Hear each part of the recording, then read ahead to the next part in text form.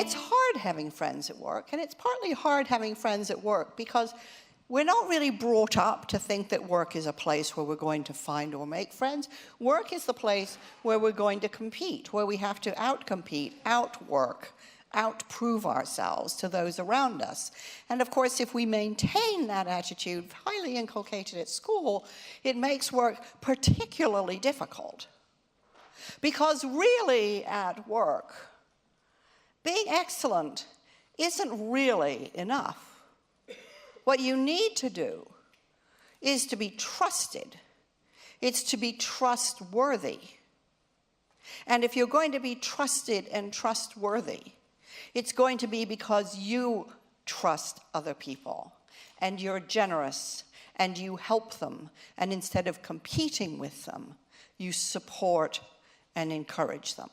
I care hugely about the kind of moral, spiritual, emotional atmosphere that happens at work. But because in any kind of company, if you're going to do breakthrough, creative, interesting work, you too are going to hit that cloud. And you can either back out and never do anything interesting, or keep going because other people help you. And this is never more the case than when you encounter something at work that makes you uncomfortable, unnerves you, makes you wonder, is that right? Did I hear that right? Can that be true? Did he really say that to her? Did she really not get heard at that meeting? Is it really the case that nobody's ever mentioned such and such? But they said, you know, we don't have any time for friends. I mean, I remember I used to have friends, but now I have, you know, kids and husband and family and just work. And there's just nothing left. There's just nothing left. And as we walked, this great cloud of loneliness descended on them. And I thought, this is the moment. In this cloud, just as Urielon said, when you don't know which way it is up, this is the moment at which the risk of making the wrong turn is the most acute. When you might back down, or you might fly off the handle, or you might give up. And that's the moment, if you're going to do anything interesting, if you're going to do anything meaningful and valuable in the world, that's the moment that you're going to need friends.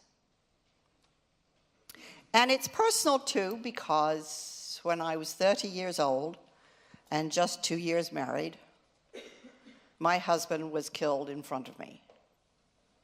And I was in a big, powerful job. And what got me through that, and through the court case, and through years of misery and loneliness, what got me through that were my friends. Yeah, my family was helpful too. Of course they were. You kind of expect that. But the friends were the people I saw at work every day. The friends were the people at work who realized if I was having an off day, that they'd cut me a little bit of slack. The friends were the people who realized that I didn't have anyone to go home to anymore. And yeah, it would be nice to go out for a drink, or to the movies, or something, to pretend I was still human until maybe one day I would be again. And it's personal too, because one of my best friends died 2 years ago. I'd met him through work too.